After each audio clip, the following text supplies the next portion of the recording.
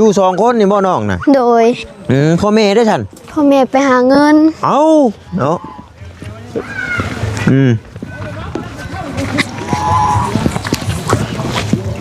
โอ้เป็ดจักโตนี่เป็ด4 โต4 โตโดยชื่อบ่น้องหำนี่บ่ได้ซื้อแบบถ้าหำหมดก็ซื้ออันนี้หำยังบ่ทันได้ปีแล้วถามก่อนน้อง17 ปีนั่นเด้13แต่คนตัวน้อยอยู่เนาะ17บ่โดยบ่ตาคิดว่าประมาณ12 13นี่แหละไปทำโรงเรียนได้เงินไปเท่าไหร่เอ่ยมื้อละ 5,000โอ้เนาะบัดเอื้อยได้ค่ะเอ้ยก็เก็บไว้เก็บไว้น้องมาแล้วก็ซื้ออันกินซื้อน้องกิน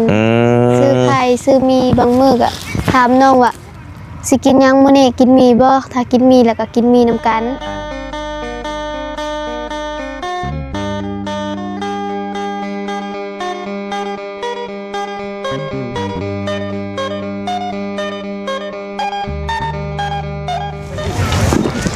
เ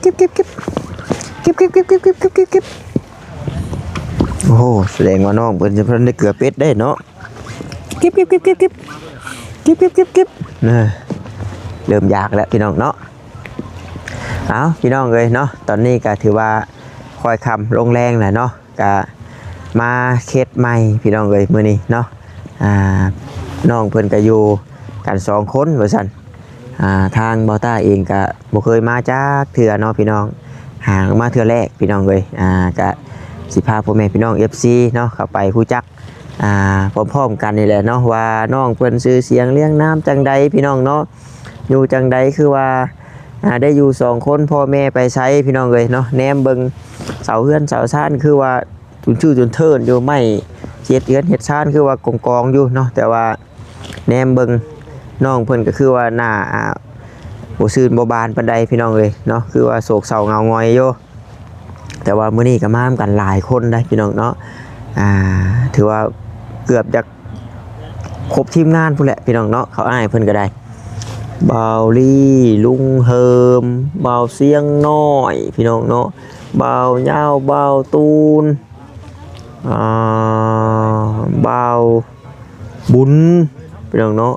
น้องนิ้วมื้อนี้โอ้หลายอยู่เนาะแล้วก็เบาไล่พี่น้องเนาะเขาน้องตัวบกตัวบี้พี่น้องทีมงานทั้งเบาตาเบาแซนนี่ขาดแต่เบาจิตกับเบาขาดแต่เบาจิตเบาค่ำพี่น้องเลยเนาะชั้นป๊อดตัวเต็มอยู่นี่พี่น้องเลยก่อนอื่นก็ขอกราบทักทายสบายดีเนาะกับพ่อแม่พี่น้อง FC กันเบิดสุขุสุคนเด้อพี่น้องเด้อเนาะเพราะว่าอยู่ทางฝั่งลาวฝั่งไทยหรือว่าทางต่างประเทศนำพี่น้องเลยกายินดีต้อนรับเข้าสู่ซ่องของเบาตาบ้านเฮาคือเก่าพี่น้องเนาะตอนนี้ก็ค่อยขับลงแรงแล้วเนาะน้องเพิ่นกันนี่แหละเกลือเป็ดเกลือไก่1 ข้าว1 น้ำตีบาทนี่เนาะอันนี้เป็นน้องน้องเพิ่นบ่รู้จังใดพี่น้องเอ้ยไปซะเนาะซั่นก็เดี๋ยวสิพาพ่อแม่พี่น้องเนาะเข้าไปทำความรู้จักกับน้องๆเพิ่นกันเลยพี่น้องเอ้ยเนาะได้ยินเบาแซนว่าโอ้ยน้องเพิ่นให้คิดฮอดแม่ว่าซั่นเอ้าให้คิดฮอดแม่คิดฮอดพ่อก็เลยว่าเอ้าเนาะพ่อแม่เพิ่นไปซ้ายว่าซั่นพูดทางนั้นกันเนาะพากันนั่งกินชมกินแซวพากันเว้าพื้นเว้าแผนกันอยู่เนาะเป็ดคอไก่เพิ่นนี่ก็ให้ตอกคอกลาเนาะเสาเฮือนเพิ่นเอาเสาปูนโอ้นอกจากต้นนี่1 2 3 4 5 6 7 8 9 10 11 12 13 14 15ต้นพี่น้องเนาะต้นบ่ได้15โดยสบายดีเด้อเนาะผู้ส่วนไม้ทั้งนั้นก็มีครบแล้วเนาะบัดทั้งนั้นอีกเพราะอะไรกันเราหากาเกียมอยากพร้อมเนี่ยจะพอได้เนาะแมนตัวไม้นี่เบาต้าเนี่ยเบิ่งดิห่วยก็ว่าเกือบจะพอปุ๊แล้วนี่15 เสายังแต่ย่อแล้วเนาะแม่ยังแต่ย่อเราไม้แล้วนี่อยากครบแล้วพวกขึ้นโครงตาเบิ่งได้ส่วนผักส่วนหน้าชุมน้องเพิ่นก็มีพี่น้องเลยเนาะ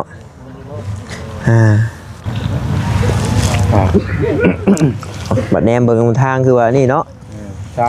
จังไดพากันฮดพักคนหญ้าแล้วหรือบ่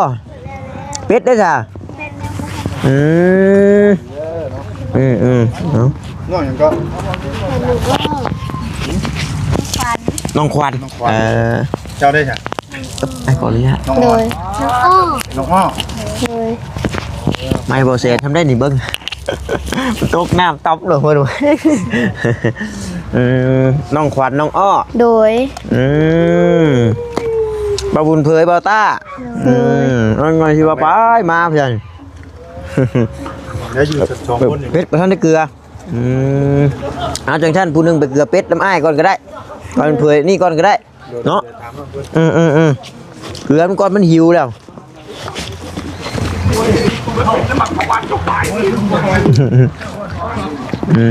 ไพ่ชะนองนะ โดย ไพ่ชะ อ๋อคนในบ้าน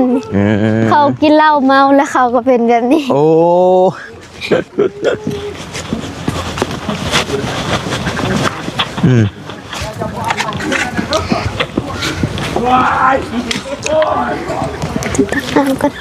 อยู่สองคนนี่บ่น้องนะ โดย พ่อแม่ได้ฉัน พ่อแม่ไปหาเงิน เอาเนาะ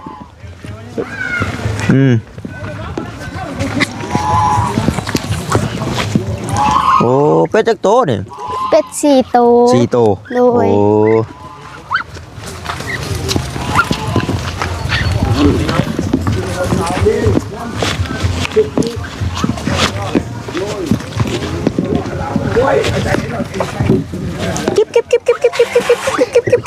โอ้ยมาก็สิกินพ่อมาบัดเอ้าเป็ด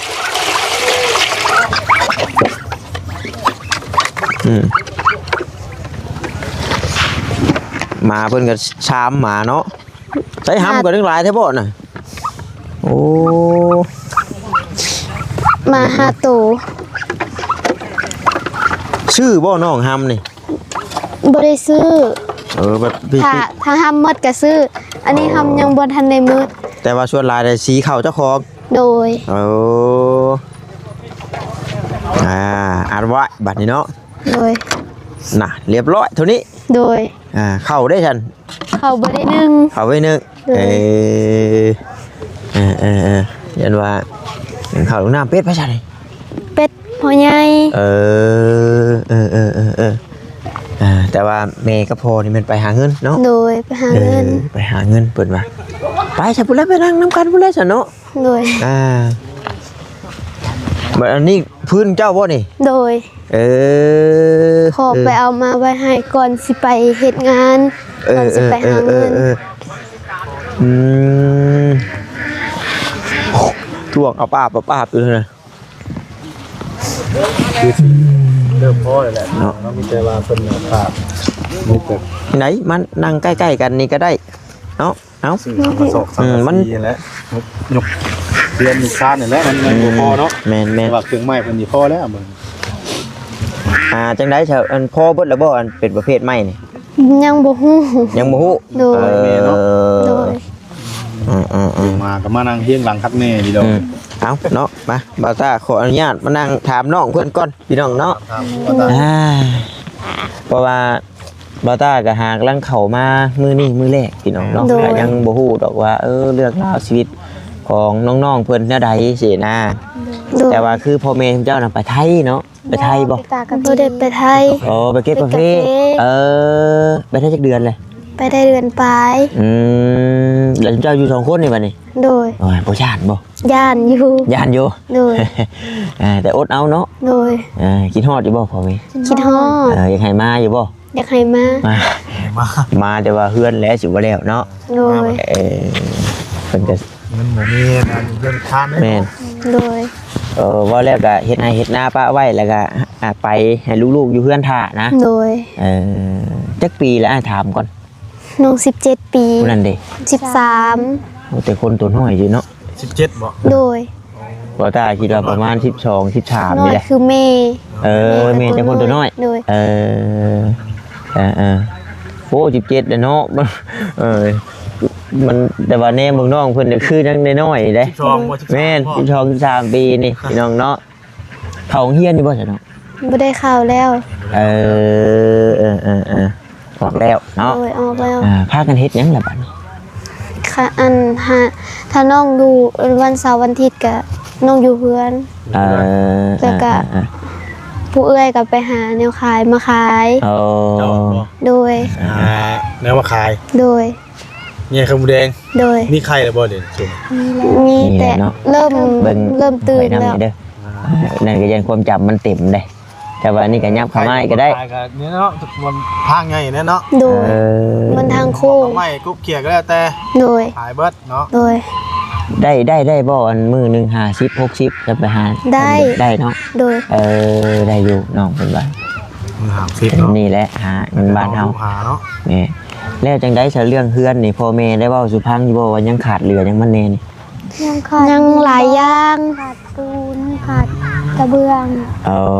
อ ขาดหลายอย่างและ ดินบล็อก ดินบ ห ล็ ลั อก กๆเลยก็ดินบล็อก โดย พวกปูนพวกแฮพวกชายเตรียมที่ยุกที่ย้อนเนาะ โดย แต่ว่าพวกโครงสร้างไม้นี่พอเลยบ่เพราะว่าเบาต้าก็เห็นอยู่นี่แล้วก็เห็นอยู่หั่นเนาะแต่ก็บ่ฮู้ว่าพอหรือบ่พอเนาะ ถ้าบ่พอก็ได้สั่งใหม่อีก จังซั่นเอาจังซี่ซะเนาะพี่น้องเนาะเจ้าก็ลองถามพ่อถามแม่เบิ่งเนาะเขาอ้ายเพิ่นถามมาโอ้ยเรื่องเฮือนนั่นนี่เนาะยังขาดอย่างนี้บ่สินะ โดย ยังขาดเหลือแต่ใดแล้วก็จังว่าเนาะ โดย บางทีเว้าบ่แน่ได้เนาะเว้าบุญเพยทางรับผู้ใหญ่เพิ่นเห็นโอ้ยเนาะอยากช่วยเรื่องนี้นำเด้สินะได้ง่าย โดย พูดเขาอ้ายเพิ่นก็ออกไปนำแหละพี่น้องเนาะเพราะว่ามันหลายคนเนาะหลายคนพี่น้องเอ้ย โดย มื้อนี้หลายคนบ่มาหา มื้อนี้หลายสุดเลย สุดเลยมัน โดยหมู่บ้านนี้มีแต่สองคน โดย ก็คือว่าและพี่น้องเอ้ยเนาะต่อไปก็ ช่วงแล้ว ต่อไปก็สิมีหลายๆคนอยู่ดอกพี่น้องเนาะ โดย เข้ามาผู้นั้นเข้ามาผู้นี้เข้ามาพี่น้องเนาะ โดย ก็เอาจังใดก็อดทนเอา โดย แต่ว่าดินดอนต้นหญ้าของเจ้าบ่แท้เลย โดย ทอดใส่ ตะขาขนมมีตะขาขน แล้ว ม ขนมตัวนี้บ่ โดย มองบริเวณ บ่แม่นของแม่ใหญ่ โอ้ แล้วก็มาหาต้นงิ้วนี่ โดย มื้อนี้ตั้งเรือนตั้งชาติก็แม่นอยู่ตรงนั้นเนาะ โดย โดยก็ใครแน่พี่น้องเนาะมันก็เป็นดินเจ้าของแม่นดินเจ้าของมันก็ได้อย่างก็เป็นงบประหยัดงบไปอีกบางคนโอ้ยดินก็ได้ซื้อนี่ ว่า นะ เสาไม้มันยังเครื่องเรามีประเด็นเลยเนาะมีแต่แล้วผ่าน ยังได้จะเรื่องข้าวเรื่องน้ำเจ้าก็เฮ็ดหน้าก็กุ้มอยู่กุ้มกินอยู่ติ บ่กุ้ม บ่กุ้มบ่ โดย อืม เขากับบ่กุ้มปีนี้ได้20ซอบปีกายนี่ได้10ปลาย ปีนี้ถือว่าได้แน่ ได้นี่ แต่ละปีน่ะสูงสุดก็21 22นี่แหละ ใช้จะ2 สอบเนาะ แต่ปีนี้น่ะได้20สอบทวน ใช้แต่นาเจ้าไก่บ่ ไก่ เนาะพี่น้อง ไก่แคมเซล เซ โดย อันนี้มันมีเซเพิ่นเอิ้นเซซ้ำซอยบ่ เซอันเซจำพร เซจำพรเนาะ โดย เซจำซอยน่ะขึ้นไปเทิงอีกบ่แม่นแหละเนาะอันเซอันซ้ำซอยน่ะมันเซอันว่าบอลจุมาลงไปกินข้าวพุ่นน่ะเนาะนี่เซจำพร นี่เซจำพรเนาะ ยามน้ำท่วมน้ำก็ท่วมอยู่บ่เนาะ น้ำบ่ท่วมหน้าน้องบ่ฮอด อ๋อ แบบยังอยู่แบบไก่โคกอยู่หน้าน้อง บ่แม่นว่านาอ่างนาทาม แม่นบ่แม่นนะอ่างนะครั โด บ ย แต่ว่าไก่เซมันท่วมบ่ว่าตา โอ้ท่วมได้แถวนี้มาเห็นบ่น้ำเกลื่อนอยู่แถวนั้นเนาะ โดย ว่าและพี่น้องเอ้ยเนาะมันค่ำมันมืดแล้วหนาวพอตาก็ได้ มื้อนี้บ่ได้นึ่ง หนึ่งเช้าแล้วเลย โดย ว่าขออนุญาตน้ำยามอาบน้ำก็อาบอยู่นี่บ่น้อง โดยอาบอยู่นี่ โอ้ยบ่แฮงหนาว บ่นี้มีน้ำขังได้บังเลย บ่มีห้องน้ำ บ่มีห้องน้ำครับ โดย ขนาดลม ได้ห้องน้ำอยู่พอดีแบบอาบน้ำยามหนาวก็อุ่นใจนี่ แม่นๆพอมันบังลมบังหยังแล้วพี่น้องเนาะ โอ้ย หรือว่าชำยังบ่ทันมีก็ขุดลักเลยก็เอาผ้าไม้กระจาดนะเนาะมาอ้อมก่อนเอากุ้ยอุ่นอยู่พี่น้องเอ้ย โดย แม่นเว้าดอกยามหดน้ำได้ลมพัดมาโอ้ยเนาะเย็ดจ้อย อาบแต่ยามกลางเว้น สิหนาวนี่นะนี่บ่มีน้ำขังเลย นอนน่ะว่าอ้ายขออนุญาตน้ำอ้ายแนมไปชุมน้องนอนบนมุ้งนั่นบ่ โดย เอ้าหน้าหมอกบ่นี่บ่ บ่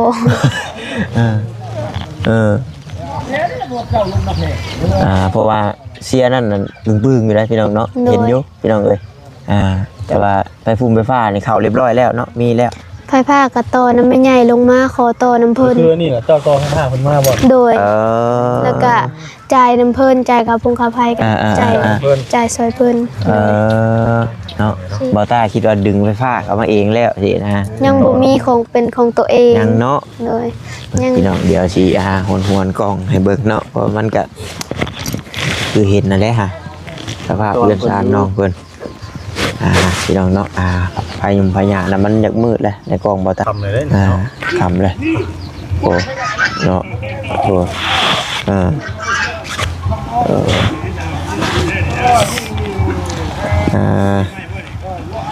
ใช่แบบพี่น้องคุณเจ้ายามคำมากกับมีหลายอยู่บ่ บ่มี โน้เนาะนอนสองคนมีแต่เด็กน้อยสิหน่อยยามชาแขกกับบีบ่แห้งเด้บ่ไอ้น้องเพิ่นญาตินี่แหละ นี่เนาะจะมีอยู่ที่ป่าลุงเนาะ มียามกลางคืนกับแม่ใหญ่ก็ลงมาถามอยู่ แม่ใหญ่ ว่าโดย คือแม่ใหญ่นี่ แม่ใหญ่ คือแม่ นุ่งเสื้อแดง พวกนี้บ่ โดยแม่ใหญ่แท้ๆเนี่ยกับน้าสาวผู้ยืนอยู่หั่นก็ ใครอยู่ฉันยังมีผู้นี่อยู่เนาะ โดย ดีแล้วใช่ เมื่อคืนนี่ก็ลงมาถามมาอันให้มา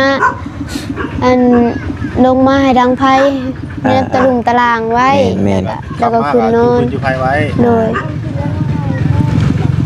เมื่อคืนนี่ก็เอาอันกินลงมาให้ อันนี้เนี่ยมันขึ้นกับบ้านนั่นก่อนเนาะ บ้านนาคำใต้ บ้านนาคำใต้ โดยเมืองอาจสะพังทอง บ้านนาคำใต้พี่น้อง โด เนาะ ย เพราะว่าลุมลงไปแม่นหน้าแพกเนาะ โดย เป็นบ้านนาคำใต้เจอเป็นบ้านนาขามพี่น้องเนาะ โดย แต่ว่ายังขึ้นกับเมืองอาจจะพังทองอยู่เนาะ โดย โดยคือว่าในน้องเพิ่นกับอาชีพหลักๆแต่ว่าแต่ขู่คนยังบ่ได้มาหาก็แม่นไปหาตัวไข่มดแดง โดย บ่น้องผู้นี้แหละแม่นเผาเฮือน โดย ไปโรงเรียนเจ้ายังไปโรงเรียนอยู่จ้ะน่ะ โด ของ ย บ่ได้ มหนึ่ง เซ็นอีก3 มื้อแล้วก็พัก เอาพักโชคเรียนหนึงบัดนี้ อาทิตย์หนึงแล้วก็ เอ เซ็น อ เรียนที่2ก็พักเลย ไปโรงเรียนได้เงินไปเท่าไหร่เอ่ย มื้อละ 5,000 มื้อละ 5,000โอ้เนาะบัดเอื้อยเด้อค่ะ เอ้ยก็เก็บไว้ เก็บไว้ น้องมาแล้วก็ซื้ออันกินซื้อน้องกิน ซื้อไข่ซื้อมีบางมื้อก็ถามน้องว่าสิกินหยังมื้อนี้กินมีบ่ถ้ากินมีแล้วก็กินมีนํกันถ้าว่ากินไข่ก็กินไข่นํกันแบบนี้ มีอย่างจะกินน้ำกันเนาะ โดยมีหยังก็กินไป เก่งได้พี่น้องเนาะ2คนพี่น้องอยู่น้ำกันก็มีเลี้ยงเป็ดเลี้ยงไก่อยู่ให้อยู่หน้าถาแม่ อยากกินแกงน้ำไม้ดองแกงน้ำไม้ดอง โดยมือซื้อนี่แกงหน่อไม้ดอง โอ้ยมือว่างๆก่อนเนาะมือใดแบบว่ามันบรรยากาศได้แบบว่าน้องเพิ่นบ่ยุ่งบ่ยากสิชวนน้องเพิ่นต้มแกงหน่อไม้เนาะซื้อชิ้นหมูมาใช่กระดูกหมูอุ้ยผักอยู่แซ่บอยู่บ่ล่ะเอ้ยแซ่บเนาะผู้ใดอันเฮ็ดกินเอาก็เดี๋ยวเจ้าละวะแต่ว่าเฮ็ดเค็มมาจัก ก็บ่ว่าใส่เกลือใส่กระเด็นกัน หลายๆเข้มด้วยเกลือเนาะ ก็หยอกน้องเพิ่นดอกพี่น้องไอ้เนาะปลูกผักปลูกนั่นอยู่แต่ว่าเนาะ มีครบนะ2คนพี่น้องเพิ่นนี่บัตรเครื่องใช้เครื่องครัวก็มีครบเบิดแล้วบ่เนาะยังขาดเหลือหยังแน่ ยังขาดพัดลม ยังขาดพัดลมบ่โอ้ยาว ช่วงนี้มันหนาวเลยช่วงนี้เนาะ ช่วงนี้มันหนาวอยู่ เดือนอีก2เดือนนะพี่น้องเนาะขอไปได้อีก2เดือนนี่แม่นเฮือซัดแล้วบัด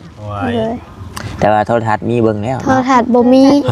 มีแต่จานใช่ป่ะจ๊ะ โดยมีแต่จานมันตายไปหลายปีแล้วตายไป2 ปี3 ปีแล้ว ช่วงนี้เบิ่งโทรศัพท์เอาโทรศัพท์มีอยู่บ่ มีเครื่องเดียว มีเครื่องเดียวแต่เบิ่งนํกัน เบิ่งน้ำกันเนาะดีแหละ